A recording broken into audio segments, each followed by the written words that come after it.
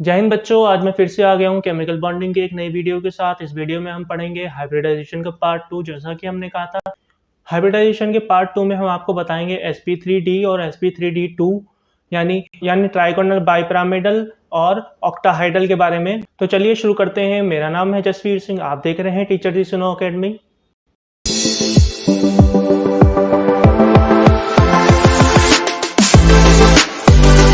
बच्चों, आज हम पढ़ेंगे हाइब्रिडाइजेशन का पार्ट 2। पिछली वीडियो में हमने पढ़ा था हाइब्रिडाइजेशन क्या होता है। हमने हाइब्रिडाइजेशन sp2 और sp3 देखे थे पिछली वीडियो में। इस वीडियो में हम देखेंगे sp3d और sp3d2। sp3 और sp3d2 देखने से पहले हम पिछले वीडियो का कुछ रिवाइज कर लेते हैं। बच्चन के लिए हमने देखते हैं z की वैल्यू अगर 2 हो तो हमारा हाइब्रिडाइजेशन sp होता है, बॉन्ड एंगल 180 डिग्री होता है और हमारे ज्योमेट्री और स्ट्रक्चर हमारा बनता है। ज्योमेट्री हमारी लीनियर पेयर होती है और स्ट्रक्चर हमारा स्ट्रेट लाइन, ऐसे सीधी लाइन खींची हुई हो तो वो लीनियर पेयर कहलाता है। अगर z की वैल्यू 3 है और 3 को हम sp2 कह देते हैं और sp2 का बॉन्ड एंगल 120 डिग्री होता है और ट्राइगोनल उसका स्ट्रक्चर होता है और उस तरीके का उसका ट्राइगोनल ट्राइंगल एक स्ट्रक्चर बनता है। ज्योमेट्री उसकी ट्राइगोनल होती है। z की वैल्यू हमारी 4 आती है तो हाइब्रिडाइजेशन हमारा होता है sp3। बॉन्ड एंगल उसका बनता है 109.5 डिग्री और उसका स्ट्रक्चर या ज्योमेट्रिकल स्ट्रक्चर पिरामिडल भी कह सकते हैं बच्चों, उसको टेट्राहाइडल कह सकते हैं। आपकी किताबों में जो एनसीईआरटीज में है वो टेट्राहाइडल लिखा हुआ है, लेकिन उसको पिरामिडल भी कह सकते हैं। मैंने पिछली वीडियो में सिर्फ पिरामिडल बताया था, इसको टेट्राहाइडल भी कहते हैं। और स्ट्रक्चर उसका उस तरीके से उसका कुछ स्ट्रक्चर बनता है। अगर z की वैल्यू बच्चों 5 हो तो हमारा हाइब्रिडाइजेशन sp3d बनता है। बॉन्ड एंगल 120 और 90 डिग्री बनता है। वो कैसे बनता है अभी हम आपको बताएंगे।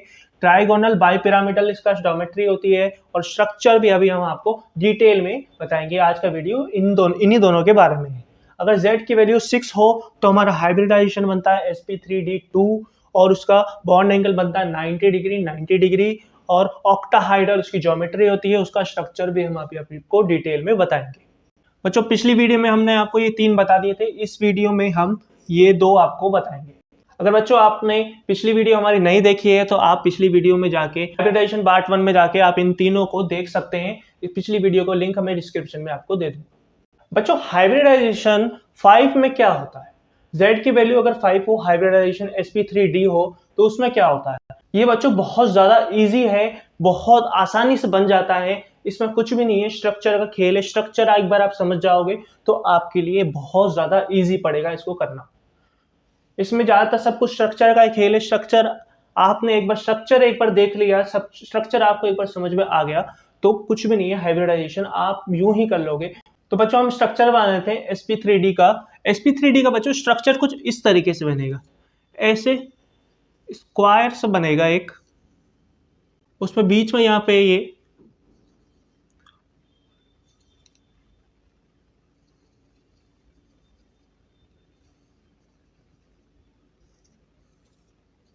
बच्चों ये हाइब्रिडाइजेशन sp3d का स्ट्रक्चर है। बच्चों हमको इस स्ट्रक्चर में देखने हैं कितने सबशेल आपस में ओवरलैप कर रहे हैं। हमको ये देखना है। हमको पता है कि 5 सबशेल ओवरलैप कर रहे हैं। कौन कौन से कर रहे हैं। S कर रहा है, एक S का है, P के 3 है और D का 1 है। D सबशेल, D ऑर्बिटल आपस में ओवरलैप कर रहा है। ये वाला ये S ऑर्बिटल, ये S है और ये जो ये 3 दिख रहे हैं ना बच्चों, ये 1 2 ये 3, ये p ऑर्बिटल है। ये ऊपर जो दिख रहा है ये d ऑर्बिटल। बच्चों हमको इसमें डिग्री देखनी है, इसमें बॉन्ड एंगल देखना है। बॉन्ड एंगल इसमें कैसे बन रहा है, किसका बॉन्ड एंगल क्या बनता है। तो बच्चों ये जो ऐसे ये d वाला जो दिख रहा है ना बच्चों, ये ऐसे बने हुए, ये ऐसे ग्राफ पे ये x एक्सेस, ये y एक्सिस, ये z एक्सिस। जो ये x एक्सिस पे जो बने हुए हैं ना बच्चों, ये है अपना p ऑर्बिटल। ये बच्चों ये कुछ sp3d कुछ इस तरह से बना हुआ है। देखो ये d वाला ऊपर है, ये p इधर है, ये वाला p इधर है और ये इधर वाला एक p है। 3 p हो गई है। s बीच में, ये मेरा हाथ मान लो, ये s है, ये d है ऊपर, ये 3 p है। ये इसके इक्वेटोरियल प्लेट पे है, ये ऑक्सिलरी प्लेट है। ऑक्सिलरी प्लेट से ये d वाला 90 डिग्री में है और ये जो एक पेन से एक पेन की दूरी एक पेन से एक पेन की दूरी ये 120 डिग्री है। ये बच्चों ये वाला जो एंगल बनता है ना बच्चों, ये वाला एंगल ये 120 डिग्री है, और ये वाला जो एंगल है ये 90 डिग्री है। ये 90 डिग्री वाला बच्चों है एंगल, और ये 120 डिग्री वाला बच्चों एंगल है। sp3d का स्ट्रक्चर बच्चों कुछ ऐसा बनता है।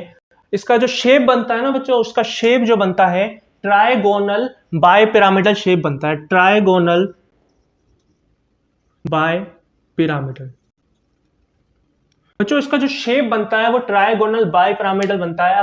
अब आप पूछो कि ट्राइगोनल बाय पिरामिडल कैसा दिखता है। ट्राइगोनल बाय पिरामिडल के लिए बच्चों मैं आपके लिए एक शेप लेके आया हूं। बच्चों ये जो शेप है ना हमारी, ये शेप आप देख रहे हैं, ये एक ट्राइगोनल बाय पिरामिडल है। ट्राइगोनल क्यों है? क्योंकि ये एक ट्राइंगल है, ये ट्राइंगल बना हुआ है, ये पिरामिड है, ये ऐसे जुड़ के बाय पिरामिडल बन जाता है। दो पिरामिड का मतलब bipyramidal, triangular bipyramidal बच्चों ऐसा ये शेप बनता है। इस तरीके का ये शेप है। ये ऊपर वाले में डी है, ऊपर वाला जो है ये जो पिन पॉइंट है ये डी ऑर्बिटल है, ये 3 पी ऑर्बिटल है, ये 1 2 3, ये 3 पी ऑर्बिटल है। ये नीचे वाला भी डी ऑर्बिटल है। ये 90 डिग्री पे, डी ऑर्बिटल 90 डिग्री पे है बच्चों। ऐसे देखें हम इसको, डी ऑर्बिटल 90 डिग्री पे है, और ये जो पी वाले ऑर्बिटल है, ये पी ऑर्बिटल है, ये 120 डिग्री पे है। ये बच्चों 120 डिग्री पे ऐसे बने हुए हैं। इसको ट्राइगोनल बाय पिरामिडल कहते हैं। और ये जो शेप है ना बच्चों, ये जो शेप है, यही शेप है ट्राइगोनल बाय पिरामिडल। बहुत इजी सा है, इसको समझने में थोड़ा समय लग सकता है। आप समझ लो, एक बार देख लो इसको। ये इसकी शेप होती है, ऐसी शेप होती है ट्राइगोनल बाय पिरामिडल। ये दो पिरामिड है, गीजा आप अज्यूम करो, दो गीजा के पिरामिड है। ये दो गीजा के पिरामिड है, एक दूसरे में जुड़े हुए हैं। ये ऊपर भी एक पिरामिड है, एक नीचे भी एक पिरामिड है। ऐसा ये गीजा के एक पिरामिड है। इसको देख के ही आप समझो, ये ट्राइगोनल बाय पिरामिडल, यही शेप होती है ट्राइगोनल बाय पिरामिडल की। यही हमारा sp3d का स्ट्रक्चर है, यही हमारा ट्राइगोनल बाय पिरामिडल है। और डायग्राम में ये स्ट्रक्चर में ऐसा दिखता है।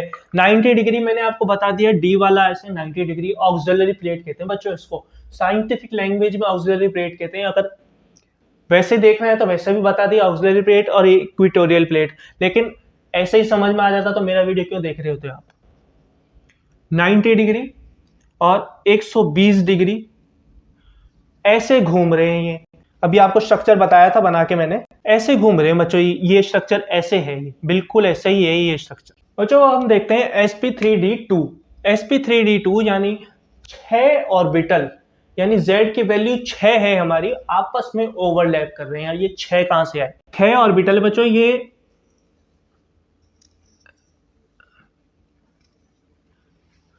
ऐसे ही बच्चों रेक्टेंगल बनेगा, रेक्टेंगल के बीच में s, ये 1, ये 2, ये 3, ये 4, और ये ऐसे जा रहे हैं बच्चों। ये sp3d2 का स्ट्रक्चर है। इसमें बच्चों हमको देखना है कितने ऑर्बिटल आपस में ओवरलैप कर रहे हैं। कितने ऑर्बिटल इसमें आपस में ओवरलैप कर रहे हैं? ये एक s का हो गया, 3 तो p के हो गए, 3 p के हैं, और d के 2 ऑर्बिटल है बच्चों। d के 2 ऑर्बिटल आपस में ओवरलैप कर रहे हैं। ये sp3d का स्ट्रक्चर है। इसका नेम क्या होता है बच्चों? इसका नेम होता है ऑक्टाहाइड्रल। इसका नेम होता है ऑक्टाहाइड्रल बच्चों। इसका नाम ऑक्टाहाइड्रल होता है। इसका स्ट्रक्चर, ऑक्टाहाइड्रल का स्ट्रक्चर भी बच्चों मैं आपके लिए बना के लाया हूं। ऑक्टाहाइड्रल का स्ट्रक्चर होता है बच्चों, ऑक्टाहाइड्रल का स्ट्रक्चर होता है। ऑक्टाहाइड्रल का स्ट्रक्चर बच्चों ऐसा होता है। ये बच्चों ऑक्टाहाइड्रल का स्ट्रक्चर है। इसमें बीच में ऐसे, इसको ऑक्टाहाइड्रल को खोलेंगे तो यहाँ पे ये स्क्वायर बना हुआ है, ये स्क्वायर है। ये ऐसे बंद होने पे ये डबल, ये इसी तरीका का है ना बच्चों। ये हमको किताबों में ऐसे दिखाते हैं, इसको किताबों में ये ऐसा बना हुआ होता है।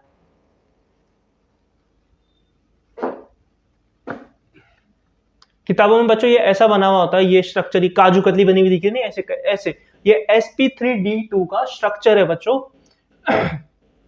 एक यहाँ पे आ गया, एक यहाँ पे आ गया, एक यहाँ पे आ गया, एक यहाँ पे आ गया, ये ऊपर से नीचे 90 डिग्री। इसका बच्चों बॉन्ड एंगल कैसा बनता है? इसका बॉन्ड एंगल बनता है बच्चों, इसका बॉन्ड एंगल होता है 90 डिग्री, 90 डिग्री। 90 डिग्री 90 डिग्री कहां बनते हैं? ये बच्चों यहां पे जो दिख रहा है ना, ये इसी की तरह सेम 90 डिग्री तो ये है, 90 डिग्री तो ये हो गया। जो बच्चों इसमें ये 120 डिग्री बना था ना यहां से लेके यहां तक, लेकिन यहां से इसमें ये भी 90 डिग्री होता है, ये भी बच्चों इसमें 90 डिग्री होता है, ये एंगल भी बच्चों इसके अंदर 90 डिग्री होता है। ये इसका sp3d2 का बॉन्ड एंगल हो गया बच्चों। बहुत ही इजी है, आपको खाली दिमाग में, आपको सिर्फ दिमाग में ये स्ट्रक्चर रखने हैं बच्चों, सिर्फ ये स्ट्रक्चर रखने हैं, स्ट्रक्चर, ये स्ट्रक्चर रखने हैं बच्चों। ऐसे एक पिरामिड है, एक पिरामिड को दूसरा पिरामिड नीचे से आके पकड़ ले रहा है, तो ये sp3d हो गया, ये स्ट्रक्चर sp3d हो गया।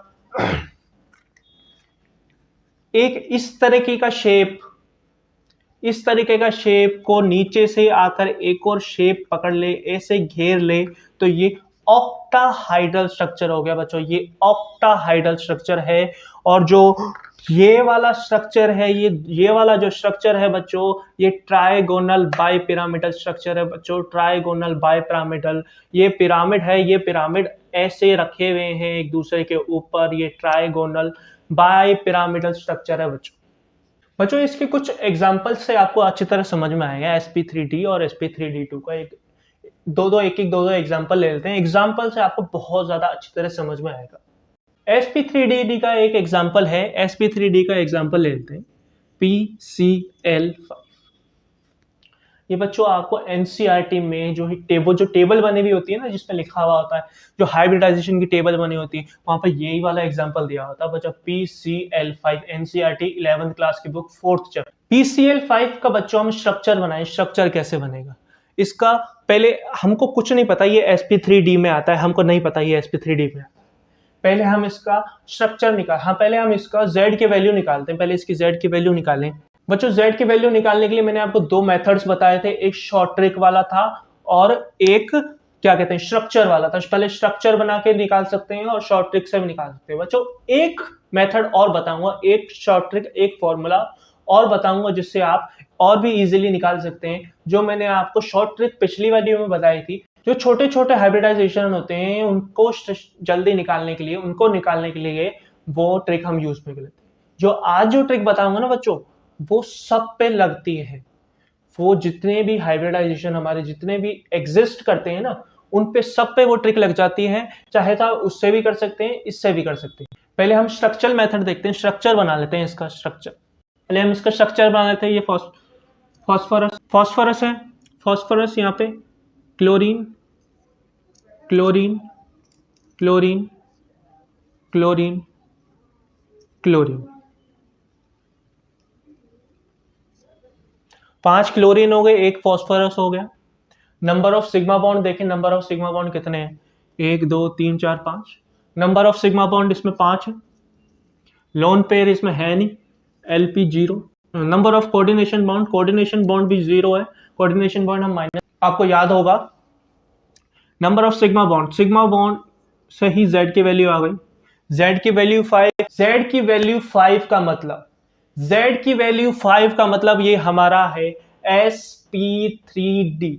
ये हमारी हाइब्रिडाइजेशन sp3d है बच्चों। अब इसको हम शॉर्ट ट्रिक मेथड से भी कर लें, कल वाला मेथड भी इस्तेमाल कर लेते हैं। जो आज नया बताऊंगा ना, वो मेथड भी हम इस्तेमाल करेंगे। PCl5 में हमको एक ट्रिक लगानी है, कल वाली ट्रिक लगानी है। हमने आपको कल ट्रिक क्या बताई थी? Number of valence electron in central atom. Central atom के वैलेंस इलेक्ट्रॉन कितने हैं? सेंट्रल एटम क्या है हमारा? फॉस्फोरस है। फॉस्फोरस में वैलेंस इलेक्ट्रॉन कितने होते हैं? 5 होते हैं बच्चों। फॉस्फोरस में वैलेंस इलेक्ट्रॉन 5 होते हैं। यहाँ पे क्लोरीन है बच्चों, क्लोरीन, क्लोरीन, क्लोरीन के में क्लोरीन के वैलेंस शेल में कितने इलेक्ट्रॉन होते हैं बच्चों? क्लोरीन के वैलेंस शेल में 7 इलेक्ट्रॉन होते हैं। 7 मल्टीप्लाइड बाय 5। 5 क्लोरीन है इसलिए 7 मल्टीप्लाइड बाय 5 किया हमने।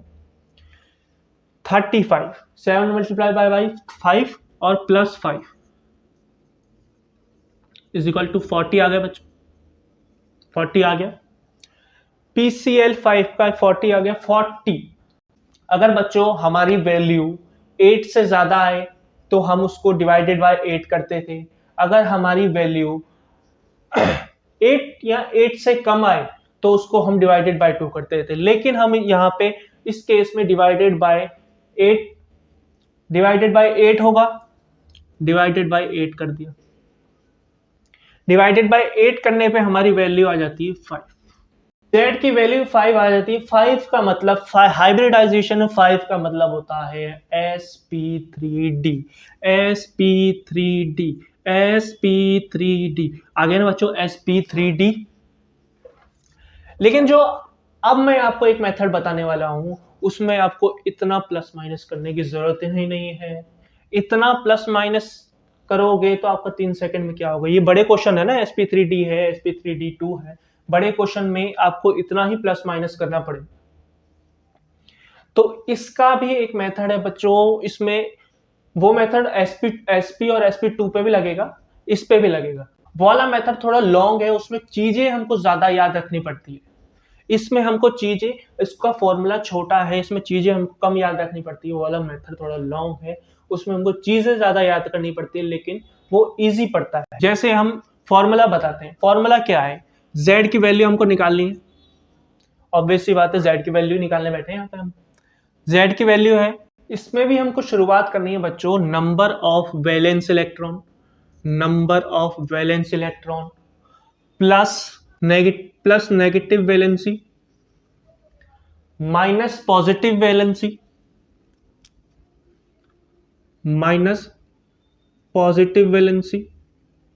प्लस मोनोवेलेंट एलिमेंट्स को हमको प्लस करना है। जितने भी मोनोवेलेंट एलिमेंट्स हैं हमारे, मोनोवेलेंट एलिमेंट।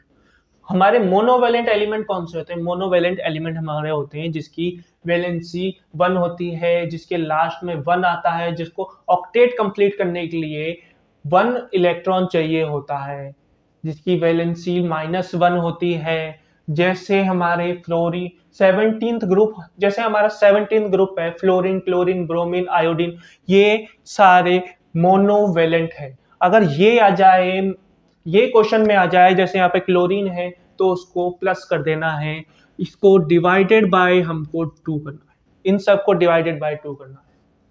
इसमें याद रखने की चीजें ज्यादा हैं, इसलिए मैंने आपको कल वाले वीडियो में नहीं बताया। अगर स्टार्टिंग में ही आपको ये मेथड बता देते ना, आप वीडियो बंद करके चल देते। इतना कौन याद रखेगा? जब आपको इंटरेस्ट आने लग जाएगा ना, जब इंटरेस्ट आने लग गया है अब आपको, इसलिए ये मेथड मैं आपको बता रहा हूं। हमारा क्वेश्चन है PCl5, number of valence electron, यहाँ पे नंबर ऑफ वैलेंस इलेक्ट्रॉन है 5 ले लेते, प्लस इस पे ना तो नेगेटिव चार्ज है ना पॉजिटिव चार्ज है। इस पे मान के नहीं चलना है कि -1 लगता है, यहाँ पे -1 ओम, कभी भी मान के नहीं चलना है। क्वेश्चन में अगर यहाँ पे PCl5 है, क्वेश्चन में कोई भी चार्ज नहीं है, तो हम यहाँ पे 0 ही मानते हैं, 0 ही मानते हैं, और आपको भी मानना ही पड़ेगा, नहीं तो आपका आंसर रॉन्ग हो जाएगा। 0 है, यहाँ पे कोई प्लस चार्ज है ना माइनस चार्ज है। प्लस मोनोवेलेंट एटम्स, क्लोरीन कितने हैं? क्लोरीन इसमें 5 है, तो यहाँ पे क्लोरीन में +5 कर दे, +5 डिवाइडेड बाय 2, मोनोवेलेंट हो गया हमारा। Z की वैल्यू निकाल दे, 10/2 हो जाएगा, यहाँ पे 10/2 5, हमारा आंसर हो जाता है 5। Z की वैल्यू है हमारी 5। 5 का मतलब हमने आपको अभी अभी बताया, 5 का मतलब होता है sp3d। हाइब्रिडाइजेशन की दुनिया में Z की वैल्यू 5 आए तो मैं कहने का मतलब है वो sp3d की बात कर रहा है। उसमें 5 ऑर्बिटल आपस में ओवरलैप हो रहे हैं, उसकी बॉन्ड एंगल 120,90 डिग्री होगा, उसका स्ट्रक्चर, उसका ज्योमेट्री ट्राइगोनल बाय पिरामिडल होगा। इसमें और एग्जांपल ले लेते हैं हम। इन दोनों एग्जांपल को बच्चों हम सॉल्व करते हैं। PF5 है, PF5 का स्ट्रक्चर बना लेंगे हम। स्ट्रक्चर कैसा बनता है आपको पता ही है। स्ट्रक्चर बनाने से पहले तो हमको हाइब्रिडाइजेशन निकालना पड़ेगा कि किस हाइब्रिडाइजेशन में आता है, तभी तो स्ट्रक्चर बनाएंगे। तो हमको इसका हाइब्रिडाइजेशन निकालना है। दोनों के नंबर ऑफ वैलेंस इलेक्ट्रॉन को प्लस कर लेना है हमको, डिवाइडेड बाय 2 कर देना है अगर 8 से कम है और 8 है, और 8 से वैल्यू ज्यादा है तो डिवाइडेड बाय 8 कर देना है। नए वाले मेथड से निकालते हैं क्योंकि पुराना वाला मेथड तो आपको आ चुका है, बहुत इजी है। दूसरा वाला मेथड हमारा क्या था, Z की वैल्यू है नंबर ऑफ वैलेंस इलेक्ट्रॉन, इसमें फॉस्फोरस 5 है, प्लस कोई भी अगर नेगेटिव वैलेंसी है तो उसको प्लस करना है। नेगेटिव वैलेंसी नहीं है, नेगेटिव वैलेंसी माइनस करना है। पॉजिटिव वैलेंसी नहीं है इसमें पॉजिटिव वैलेंसी, प्लस करना है मोनोवैलेंट प्लस करना है। मोनोवैलेंट क्या होता है, जिसकी वैलेंसी 1 हो, मोनोवैलेंट है। डिवाइडेड बाय 2 कर देना है हमको, डिवाइडेड बाय 2। इसमें ना तो माइनस का चार्ज है ना ही प्लस का चार्ज है, मोनोवैलेंट ये है। फ्लोरीन है ना इसमें, फ्लोरीन है इसमें, मोनोवैलेंट में फ्लोरीन है, कितने हैं, 5 हैं।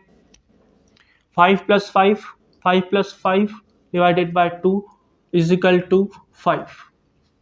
Z की वैल्यू हमारी आ गई 5 का मतलब क्या होता है, 5 का मतलब बच्चों होता है sp3d। 5 का मतलब मेरे बच्चों sp3d होता है। sp3d 5 का मतलब हाइब्रिडाइजेशन की दुनिया में 5 का मतलब sp3d। Z की वैल्यू 5 आए तो sp3d। बॉन्ड एंगल हमारा क्या बनेगा, बॉन्ड एंगल बनेगा 120 डिग्री, 90 डिग्री। ज्योमेट्रिकल स्ट्रक्चर कैसे बनेगा बच्चा, इसका ज्योमेट्रिकल स्ट्रक्चर बनाते हैं। ज्योमेट्रिकल स्ट्रक्चर में सेंट्रल एटम देखना पड़ता है। सेंट्रल एटम कौन सा है इसमें, सेंट्रल एटम इसमें फॉस्फोरस है। फॉस्फोरस क्यों है सेंट्रल एटम की कंडीशन क्या होती है, कंपाउंड में जो भी कम है वो सेंट्रल एटम है। ये कम है, फॉस्फोरस कम है तो सेंट्रल एटम फॉस्फोरस है हमारा। फ्लोरीन है यहाँ पे, हमको पता चल गया है हाइब्रिडाइजेशन ये sp3d है। हाइब्रिडाइजेशन sp3d का स्ट्रक्चर हमको पता है कैसा बनता है। तो हाइब्रिडाइजेशन sp3d का स्ट्रक्चर ऐसा बनता है, कैसा बनता है, ऐसा बनता है। हाइब्रिडाइजेशन sp3d का स्ट्रक्चर कुछ ऐसा बनता है बच्चों, ये फ्लोरीन है, ये भी फ्लोरीन है, ये भी फ्लोरीन है, ये भी फ्लोरीन है, ये भी फ्लोरीन है। हाइब्रिडाइजेशन sp3d का स्ट्रक्चर बच्चों कुछ ऐसा बनता है।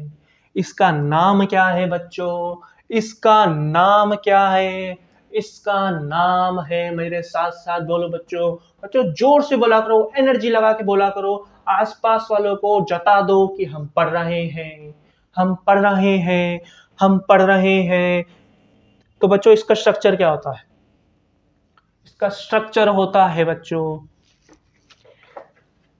ये वाला ट्राइगोनल बाय पिरामिडल। ये बन रहा है ना बच्चों, सेम ही तो है स्ट्रक्चर, ये स्ट्रक्चर बन गया ना बच्चों। कैसे पकड़ूं इसको मैं,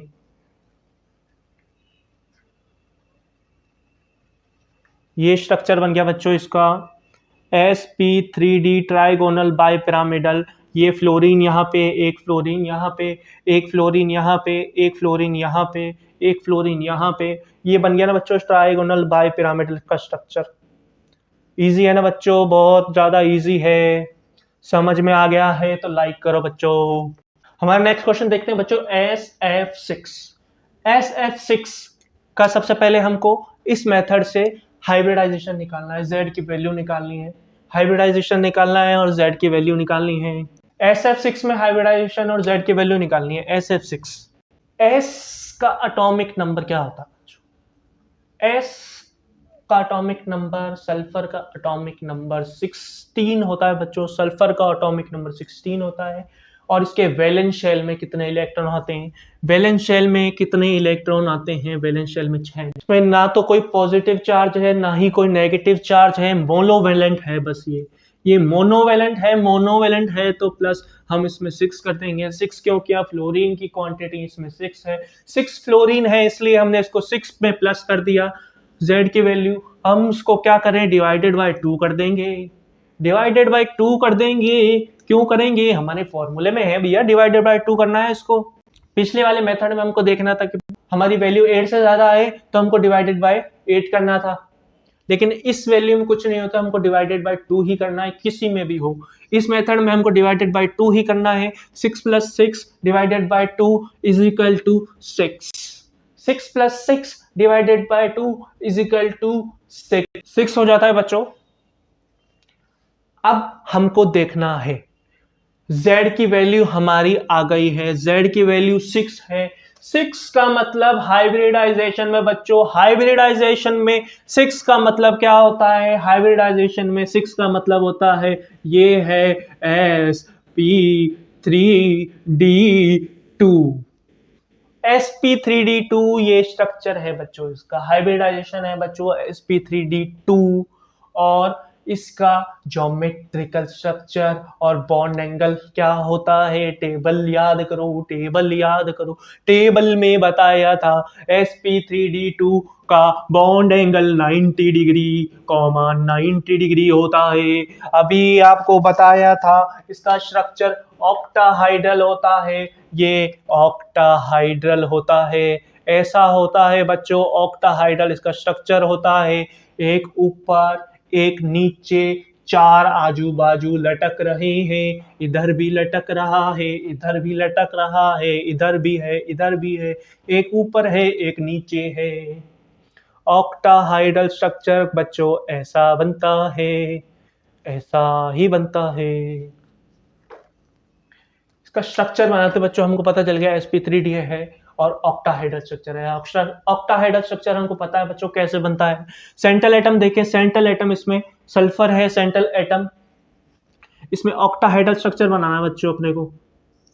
ये फ्लोरीन, ये फ्लोरीन, ये फ्लोरीन, ये फ्लोरीन, ऊपर फ्लोरीन, नीचे फ्लोरीन, सब जगह फ्लोरीन ही फ्लोरीन है इसके पास।